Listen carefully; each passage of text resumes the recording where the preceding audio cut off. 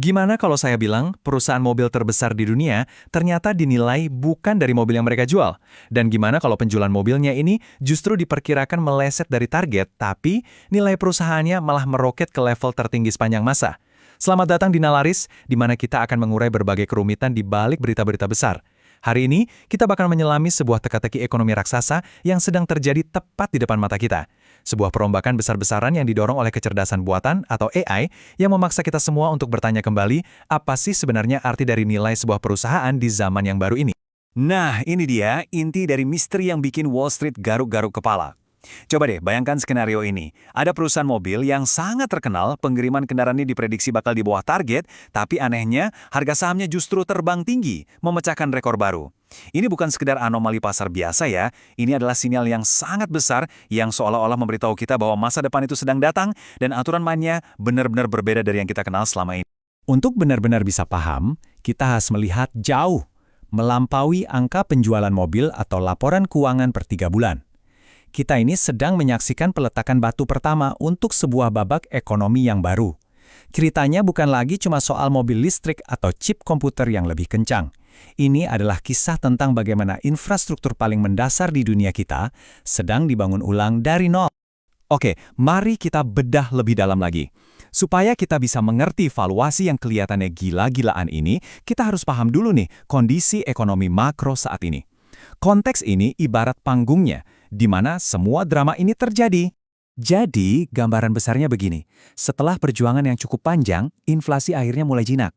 Bank Sentral Amerika Serikat, The Fed, akhirnya mulai memotong suku bunga. Kenapa ini penting banget? Karena ini tuh ibarat membuka keran uang buat perekonomian. Biaya pinjaman jadi lebih murah, ini mendorong perusahaan buat investasi lebih banyak, dan para investor juga jadi lebih berani buat masuk ke pasar saham. Tapi, angin segar ini ternyata nggak dirasakan oleh semua orang. Kondisi ini justru menciptakan sebuah jurang pemisah yang sangat tajam di masyarakat. Di satu sisi, ada rumah tangga kaya yang aset-asetnya kayak saham dan properti nilainya meroket. Mereka terus belanja besar-besaran seolah tidak terjadi apa-apa. Tapi di sisi lain, rumah tangga yang berpenghasilan lebih rendah justru semakin tertekan. Mereka terpaksa memangkas pengeluaran secara drastis. Para ekonom menyebut fenomena ini pemulihan berbentuk K. Dan realitas inilah yang nantinya menentukan perusahaan mana yang bakal berjaya dan mana yang akan kesulitan di lanskap ekonomi yang baru ini. Dan ini membawa kita ke pemain utama kita yang pertama, NVIDIA.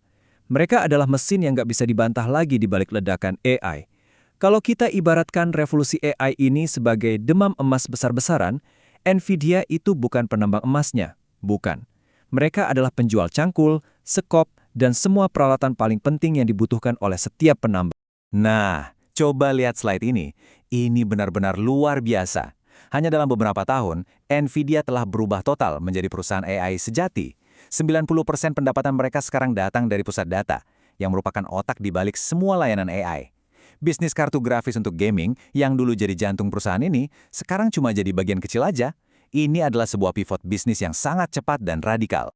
Skalanya itu benar-benar bikin kita tercengang. Valuasi sebesar 3,5 triliun dolar ini menempatkan NVIDIA di jajaran perusahaan paling berharga di planet ini. Bahkan nilainya bisa menyaingi total PDB dari beberapa negara maju. Ini menunjukkan betapa besarnya taruhan dunia pada masa depan infrastruktur AI. Dan perlu dicatat ya, ini bukan cuma spekulasi atau gelembung kosong. Angka sebesar ini didukung oleh arus kas yang nyata dan masif. Bisa mencetak pendapatan 57 miliar dolar hanya dalam waktu 3 bulan, itu menunjukkan ada permintaan yang belum pernah terjadi sebelumnya dalam sejarah. Ini bukan lagi soal potensi di masa depan, ini adalah realitas ekonomi yang sedang terjadi sekarang. Jadi ini dia poin paling krusialnya. Dunia saat ini sedang berusaha membeli infrastruktur AI lebih cepat daripada kemampuan NVIDIA untuk membuatnya. Mulai dari raksasa teknologi seperti Google dan Amazon, sampai ribuan startup AI, semuanya berebut untuk mendapatkan kekuatan komputasi ini. Kelangkaan inilah yang menjadi bahan bakar utama bagi valuasi NVIDIA yang setinggi langit. Sekarang, mari kita beralih ke perusahaan kedua kita, Tesla, dan kita lihat bagaimana ceritanya menjadi jauh lebih radikal. Kalau NVIDIA sedang membangun fondasi komputasi untuk dunia baru, Tesla sedang mencoba untuk membangun dunia itu sendiri, di atas fondasi yang dibuat NVIDIA. Kalau kita pakai kacamata tradisional, bisnis inti Tesla ini sebenarnya sedang menghadapi tantangan. Para analis memprediksi mereka akan meleset dari target pengiriman kendaraan sekitar 5%. Dalam dunia otomotif yang normal, berita kayak begini ini biasanya bakal bikin harga saham langsung anjlok. Tapi yang terjadi justru kebalikannya, sahamnya seolah menentang hukum gravitasi. Jadi, apa sih yang sebenarnya dilihat oleh pasar yang tidak terlihat dari angka pengiriman mobil? Jawabannya akan mengubah cara kita memandang perusahaan ini untuk selamanya. Jawabannya ada pada sebuah visi raksasa yang mereka sebut kelimpahan berkelanjutan atau sustainable abundance. Pasar nggak lagi menilai Tesla sebagai perusahaan mobil, sama sekali bukan. Pasar menilainya sebagai perusahaan AI yang punya tujuan untuk memecahkan beberapa masalah paling fundamental dalam ekonomi kita, kelangkaan tenaga kerja, transportasi, dan energi. Visi ini bertumpu pada 3 pilar raksasa. Pertama, mengotomatisasi pekerjaan fisik melalui robot humanoid bernama Optimus. Kedua, merevolusi transportasi dengan armada robotaksi yang sepenuhnya otonom. Dan ketiga, menstabilkan jaringan listrik melalui sistem baterai pintar. Masing-masing dari pilar ini, kalau saja berhasil, berpotensi menjadi pasar yang nilainya triliunan dolar. Nah, visi radikal dari Tesla ini ditambah dengan dominasi absolut dari Nvidia membawa kita pada satu pertanyaan terbesar yang dihadapi para investor dan pengamat ekonomi saat ini. Apakah kita sedang menyaksikan fajar dari sebuah era baru yang transformatif, atau kita hanya sedang berada di tengah gelembung spekulatif terbesar dalam sejarah? Di satu sisi, banyak sekali indikator klasik yang lampunya sudah berkedip merah. Rasio Shiller PE yang mengukur valuasi pasar saham dalam jangka panjang sudah menyentuh level yang sama persis dengan puncak gelembung.com tahun 1999. Begitu juga indikator Buffett yang membandingkan total nilai pasar saham dengan PDB sekarang ada di rekor tertinggi.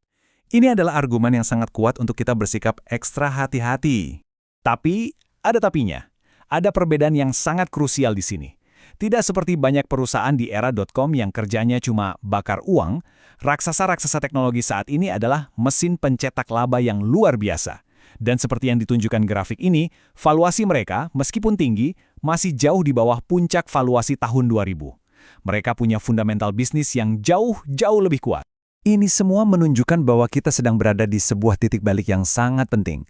Perdebatan ini bukan lagi cuma soal untung rugi di pasar saham, ini tentang cetak biru untuk masyarakat masa depan yang sedang kita rancang. Investasi triliunan dolar yang mengalir ke infrastruktur AI ini pasti mengarah ke sebuah tujuan yang sangat besar. Jadi, apa kesimpulan akhirnya?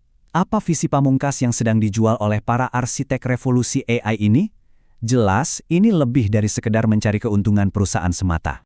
Visi yang ditawarkan bukanlah sekedar chip yang lebih kencang atau mobil yang bisa menyetir sendiri. Ini adalah sebuah proposal untuk menata ulang lanskap ekonomi kita secara fundamental. Sebuah dunia di mana energi bersih melimpah, transportasi yang sepenuhnya otonom, dan tenaga kerja robotik bisa menciptakan tingkat kemakmuran dan peluang yang belum pernah kita bayangkan sebelumnya. Teknologi ini melaju dengan kecepatan yang sulit dipercaya, dan fondasi untuk masa depan AI ini sedang diletakkan saat kita berbicara sekarang. Pertanyaannya bukan lagi jika ini akan terjadi, tapi kapan dan bagaimana kita akan beradaptasi. Jadi apa pendapat Anda? Apakah kita sedang menuju masa depan yang penuh kelimpahan atau justru gelembung raksasa yang siap meletus? Tuliskan pendapat Anda di kolom komentar. Terima kasih sudah menyimak di Nalaris. Jangan lupa untuk like dan subscribe agar tidak ketinggalan pembahasan mendalam lainnya.